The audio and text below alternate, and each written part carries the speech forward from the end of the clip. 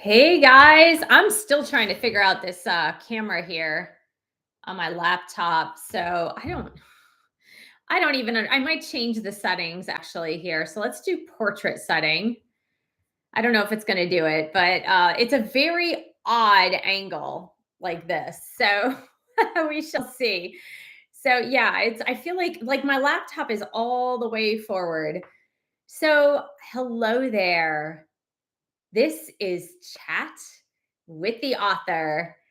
And if you're watching this real time, it is Chat with the Author live about this book, my brand new book, The Eight Limbs of Yoga. See, now it's going to be all fuzzy. I put it center stage right here. The Eight Limbs of Yoga for Modern Times, a practical guide to the Yoga Sutras of Patanjali. And the theme for today is, what does this mean for your individual journey? That's what the theming is for today, whether you're watching this live. And I know it's weird. See, these Apple settings are very strange. And I may actually just go back to using a webcam because it's very strange. Let me take it off center stage and see if it makes a difference. Ah, there we go. This is better for me, actually.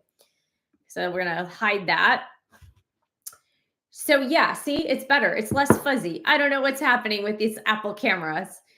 So it's about your individual spiritual journey. And you might be wondering, what does this book have to do with me on my spiritual journey?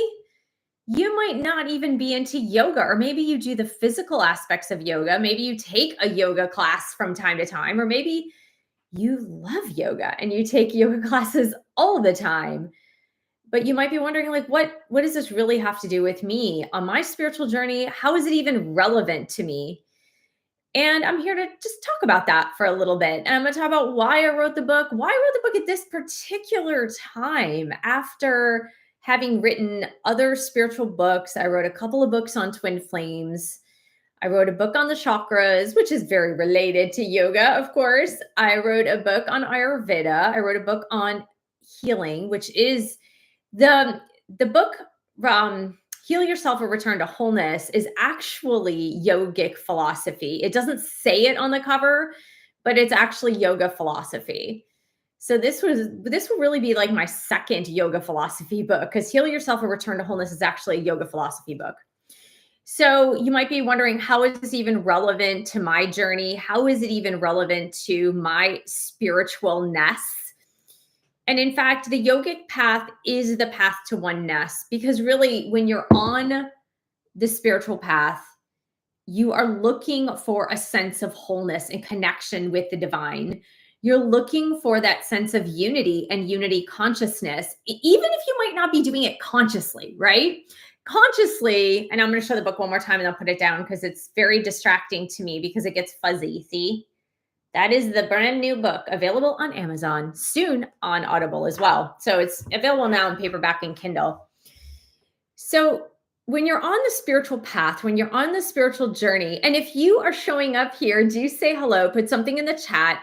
I know I'm not doing live streams so much anymore, so not a lot of people know that I do live streams. It's been a couple of months since I've done a live stream, since I was finishing the book, and it's a lot of work to write and finish a book, especially when you're doing everything yourself. So I haven't been on the live stream in about 2 months. And so I know that a lot of people don't even know that I show up live. I used to do tarot card readings live at least twice a week, but now I'm not doing that anymore. So I do it privately. I do private one-on-one readings, but I don't do them over live streams over YouTube. But when you're on the spiritual path, so let's say you're awakening to your spiritual journey, you've been going through the dark night of the soul, you've been going through a lot of things that you're awakening to spiritually that you were not awakened to before. And it's all confusing, and it brings up a lot for you, and it brings up a lot of turmoil, if you will. And that's the way it does it, right? When you're awakening to your spiritual journey, you're awakened to a lot more. So because of that, your normal life doesn't feel so great anymore. It feels you feel out of sorts with your normal life. You feel out of sorts with the day-to-day, the mundane, the day-to-day stuff. And the yogic journey is the pathway to self-realization. So in fact, about a year ago on this channel, I switched topics a little bit, right? It's not so far off course because the twin flame journey is a spiritual journey. It's just that it was before it was talking about all twin flames all the time on this channel. And then about a year ago, I switched topics to talking about spiritual stuff, spirituality. But most notably, I decided to speak more about self actualization and self realization. And in fact, the yogic path is the pathway to self realization. So, what does that mean? Self realization. The self realized path is the pathway to your higher self. It is the pathway to unity consciousness. So, uniting mind, body, soul, spirit, uniting with source, God, spirit. And it is about uniting, feeling the unity with everything around you. And so we're not only in unity with ourselves as we conceive of ourselves, right? Because most people are disconnected from themselves. Most people are very disconnected with who they truly are at the core essence. We interpret ourselves as being a body, a mind, thoughts, emotions. We identify ourselves with the roles that we play, but most of us aren't really saying, like, hey, I'm a soul and I'm part of universal consciousness and I am unconditional love. That is my natural state. Most people are not walking around saying that. So that is the pathway to self-realization, is realizing that you are source energy, that you are unconditional love, that you are always attached to source. You are always attached to the divine, and the divine essence within you is always a part of who you are, constantly 24/7. You're never disconnected. You might not be aware that you're connected, but you do other things and you think other thoughts, and those thoughts make you feel disconnected from source. And so the yogic path is the pathway to self realization. So it has very much to do with your spiritual journey in every way, shape, or form. So the 8 limbs of yoga, as I write about in this book, is a roadmap. It's basically a roadmap to self realization. And it was written through ancient Vedic texts. So notably the Rig Veda. And part of the Rig Veda are the Upanishads, which are teachings from ancient times that were passed along from teacher to student throughout the centuries in song and poetry form. And so then someone or a group of people named Patanjali interpreted the Rig Veda, the Upanishads, as the Yoga Sutras. And within the Yoga Sutras are the 8 limbs of yoga, which is called the Eightfold Yogic Path, the Ashtanga Yoga. And it is a pathway toward enlightenment. It is a pathway toward uniting with your higher spiritual self. And so when I say it's a roadmap, it's literally a roadmap. And so we start off with moral and ethical codes called the yamas, the moral and ethical codes. And I'm going to break these down a lot more in individual videos about the 8 limbs of yoga so that you can really dive deep. But the yamas are moral and ethical codes for living. So if you're Christian, if you're Jewish, you have the 10 commandments, for example. And the yogic moral codes are not religious, although some religions in India have taken them as religion, but they're not religious. They're just like ethical moral codes for living, like living in a community, living with other people. And so the first principle, as an example, I'm not going to go through all of them today in this live stream, but the first one, for example, is ahimsa, or nonviolence, or non-harming. Non-harming, that is a better translation of ahimsa. Non-harming toward yourself, non-harming toward others, non-harming toward the environment, for example.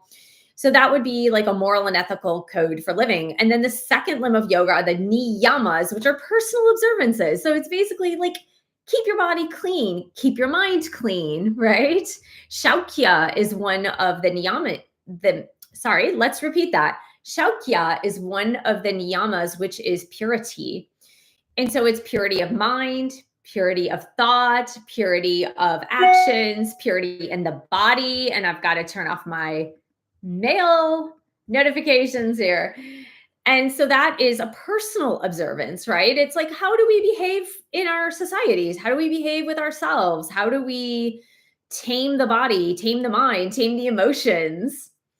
And then the third limb of yoga is yoga asana or yoga postures. And so the way ancient seers, ancient yogis saw fit to reach a state of enlightenment, to reach self realization, was to get the body fatigued. You know, if you have children, you know what it's like before they go to bed. They get wound up, especially after dinner. They tend to be really wound up, and it's bath time and it's story time. It's time to wind down. It's time to put them to bed, but they are very much wound up.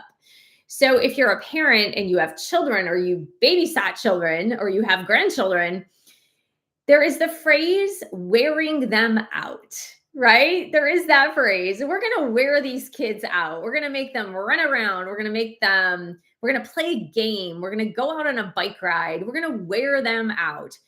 So yoga asana was actually designed to wear the body out before meditation. That's what it was designed for. It was a disciplinary practice, but yoga asana was designed to literally get the body limber and to wear the body out so that you would be ready for meditation. And so that's the third one. The fourth one is yogic breathing techniques, and it's called pranayama. That's the fourth limb of yoga. And breath control is super important because if your mind is crazy, which most of our minds are crazy, the number one excuse I get for people not wanting to take meditation, and of course I teach meditation, I teach it online, I teach it over Zoom, I teach it one-on-one, is I can't meditate because my mind is too noisy. My mind is too busy. I think too many thoughts and I can't therefore meditate. So pranayama or breath control, which is the fourth limb of yoga, really helps you to quiet the mind, because the slower the breath, the slower the mind, the slower the thoughts. When your breath is regulated, your thoughts become regulated. The two are very interrelated. And then the fifth limb of yoga is pratyahara, or withdrawal of the senses. When our senses are focused on the exterior, when they're focused outward, then we have a tendency to be interested in everything outside of us. And therefore, taking the inward journey, taking the inner journey toward the pathway to enlightenment is very difficult. When you're focused on these things, when you're focused on your phone, when you're focused on your computer, when you're focused on what's on TV, when you're focused on the news crawlers, when you're focused on everything and anything, it's very hard to get the mind quiet. It's very hard to settle down. It's very hard to listen to your inner voice. So pratyahara is about withdrawing the senses inward to quiet the mind, to quiet the senses, to get you prepared for meditation. The sixth limb of yoga is dharana, or one-pointed attention. One-pointed attention is like the focus. It's extreme focus on an object, such as like a flickering candle, for an example. Or you could have extreme focus on a mantra if you're meditating. And what I teach is a mantra-based meditation technique. And so you're focused on a mantra, but one-pointed attention is that extreme focus. This is really hard for most of us to do in our modern life because most of us are not focused in our modern life. We are multitasking and multi-focused on so many things. Not to mention that, and if you're joining me now, please do say hello in the comments below. I really appreciate, I can talk to myself all day. Sure, I'm talking into a camera. I do it all the time, but it's nice to interact on live streams with others. So one-pointed attention is that extreme focus that is necessary to go deep into meditation. So whether that's a focus on an external object, like I said, a candle flickering, or an internal object like a mantra, it helps discipline the mind so that you can go deeper into meditation. Focus is something that is lost in today's society.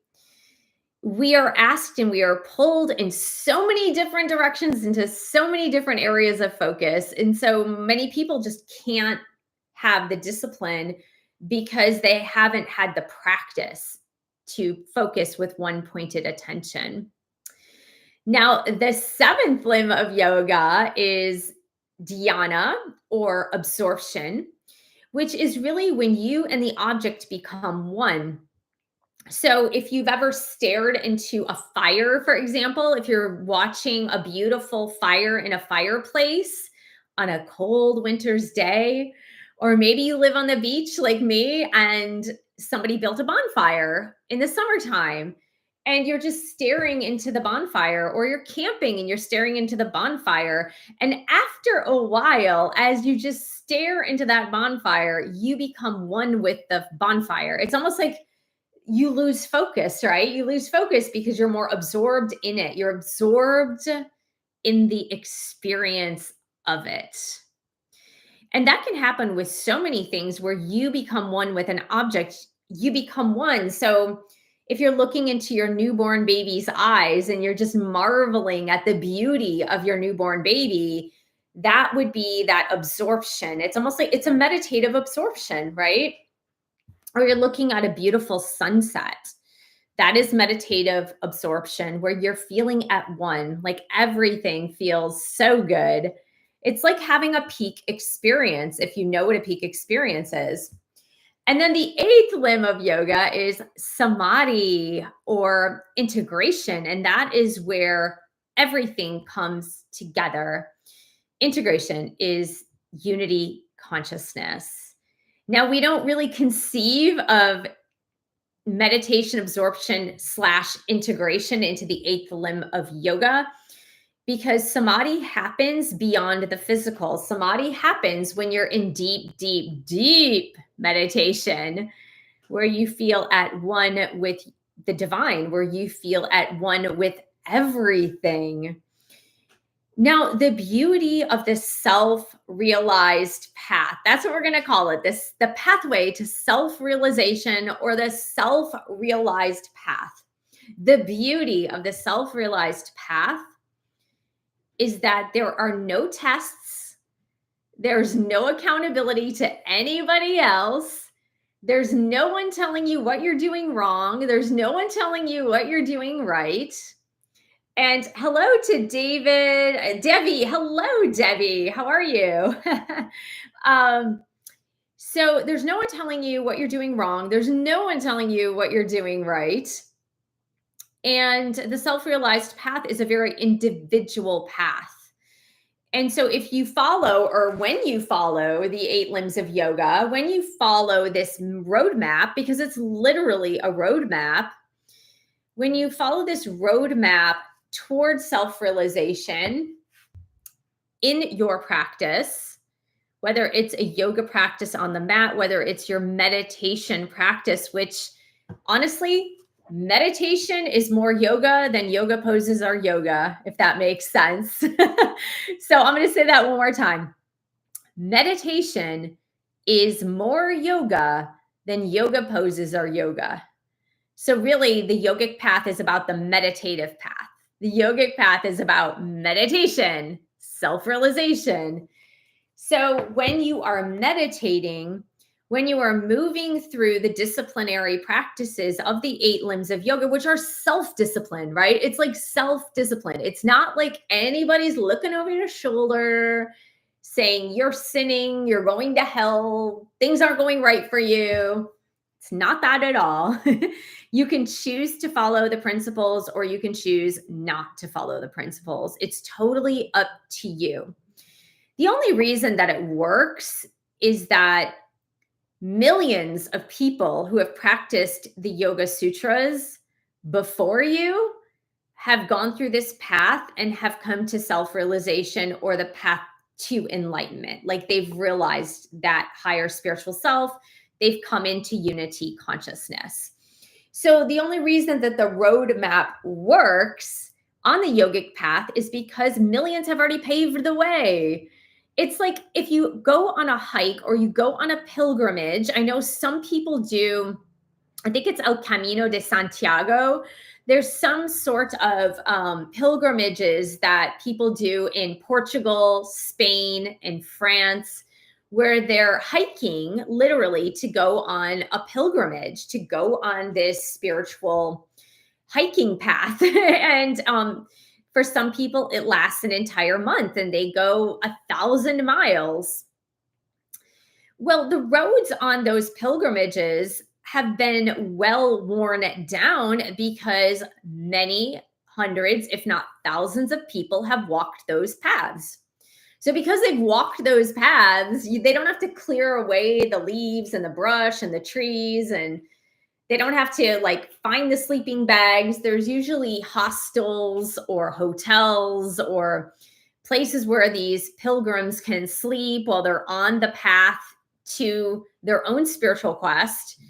And it's the same way with the yogic path, even though they're not physical paths, that they are the spiritual paths that have been outlined. And so because they've been tested and true, they work. They work. And that's just like when I talk about, I'm going to get a little sip of coffee here. That's just like when I talk about using mantras in meditation practices. When you use a mantra in a silent meditation practice, which I always talk about a silent meditation practice because that's part of a yogic path, right? Pratyahara, withdrawal of the senses. When you are speaking out loud a mantra, you're hearing it, so you're not withdrawing the sense of hearing. But when you are silently repeating a mantra, and this mantra has been given to you by a teacher, and this mantra has been used for thousands of years, that mantra has effect because thousands, if not millions of people have used it before you. And so the resonance, the vibration of that mantra has power. Does that make sense? Because every sound that has ever been voiced or vocalized still exists. So the yogic path, because it's tried and true, it's just been repeated so many times to reach enlightenment, and it has worked, and therefore it does work. And so sometimes when we are on a spiritual path, we abandon our, sorry about that. Sometimes when we're on the spiritual path, we abandon our religion or our religious upbringing or our religious education because it doesn't make sense to us anymore. That's not for everybody, right? Not everybody experiences that.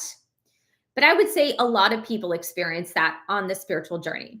A lot of people say like, oh, my religion doesn't make sense to me anymore. I don't want to follow it just because I don't find that it resonates with who I am as a person today. Or I find that the rules and regulations are too restrictive. I find them too constricting. I find that they don't really accept me anymore because now I'm on this spiritual path and they might reject me because I'm practicing certain things that they don't agree with. So because a lot of people on their spiritual path abandon their religion because they're just like, it doesn't make sense to me, they don't really have anything to follow as far as a disciplinary practice that they could follow to be able to regain focus, if that makes sense. Not to mention that religion has a tendency, and I am not against religion, believe me. I write about that in this book. I find religion has value, and also it has always existed and it will always exist. It's part and parcel of who we are as humans. But when you let go of something, if you were raised in any type of religion, and now you have no focus, no area of focus, the yogic path can bring more focus to you and to your spiritual journey. So let's just take one example before I sign off. So the principle, the fifth yama is aparigraha. I'll show you right here. Non-grasping or detachment. That is the fifth principle of the first limb of yoga. Okay, the fifth principle of the first limb of yoga. Non-grasping or detachment. So, this is an example of how you could follow something like this on your spiritual path. And it says, when non greed is confirmed, a thorough illumination of how and why one's birth comes. So, aparigraha is the concept of not holding on to anyone or anything, meaning non possessiveness. Non possessiveness. And we as humans, because we have a lot of fears, we have a tendency to grasp onto, to hold on to things and people out of fear. You know, there is a sentence that was, I don't even know who said this first, but like, if you love someone, you set them free, right? If you love someone, set them free. I think the Police sang that song, but that wasn't the original people that said it. But if you love someone, you set them free, right? And then if they're meant for you, they'll come back to you. But you set them free. You don't try to grasp them or hold on to them or clutch them or possess them. And the same thing goes with possessions, right? We all know people that are too attached to their things in the sense of, this is mine, just like a toddler, right? Parents go around saying, hey, you need to share, you need to share, you need to share. And the only thing in the toddler's mind is like, this is mine. Why would I share? And so a parigraha is one of those principles of non-grasping, non-possessiveness, detachment that you could follow on your yogic path to get you closer to enlightenment. Now, here's why a parigraha in this example is super important to enlightenment. The point of self-realization and enlightenment, as I stated in the beginning of this live stream, is to realize that you are one with God, that you are one with source energy. Now, what is source energy? What is God? It is infinite creativity, right? Infinite creativity, infinite abundance. It is the creative pulse of the entire universe. If you are the creative force of the entire universe, why would you have to grasp onto anything? You could just create something new, right? You wouldn't have to grasp onto anything. Everything is a co-creation. So it would make no sense because everything is constantly moving and changing, and the creative force is always creating. So the principle of detachment, the principle of aparigraha, the principle of non-grasping and non-possessiveness takes you there to being in divine consciousness. Because once you do that, once you stop needing to grasp onto things and possess things, and just know that if it's meant for you, it'll come back, right? If it's meant for you, it'll stay. If it's not meant for you, it'll go. No big deal. You're the creative force. You can always create something new. And so that's an example of how the yogic path, the 8 limbs of yoga, can work for you on your spiritual journey. It gives you focus. It gives you a focal point, because otherwise it's really hard to know how to gain your pathway toward enlightenment. And finally, a teacher can teach you the principles, but unless you go through direct experience, you're never going to believe it, right? You're never going to fully learn or believe it. And so everything about the yogic path, the 8 limbs of yoga, points you toward gaining your own experience. It is not about making sure a teacher is always teaching you. It's not making sure a leader is always leading you. It's about you generating the very experience of oneness through your disciplinary practices in meditation, through your day-to-day disciplinary practices of quieting the mind and getting the thoughts very quiet and calm.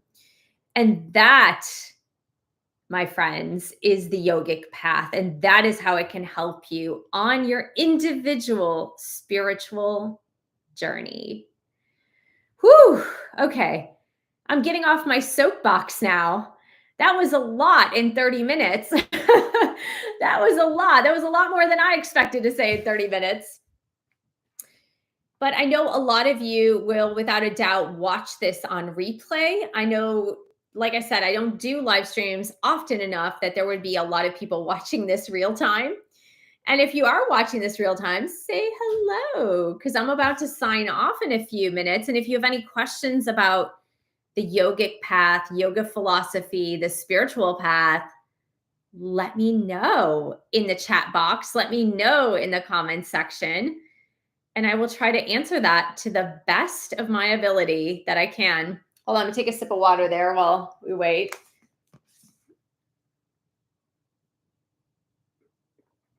And yes, I am drinking out of a Shark Kids sippy thing. It works best for my running because it's a small bottle. So you can pick up a copy of this book on Amazon. If you want an author signed copy, you can order that on my website, michellefondinauthor.com. And if you know anyone who runs a yoga studio, I will give them, especially in the US, right? It's much harder if it's abroad. But in the US, I will give them a complimentary copy if they run a yoga teacher training program.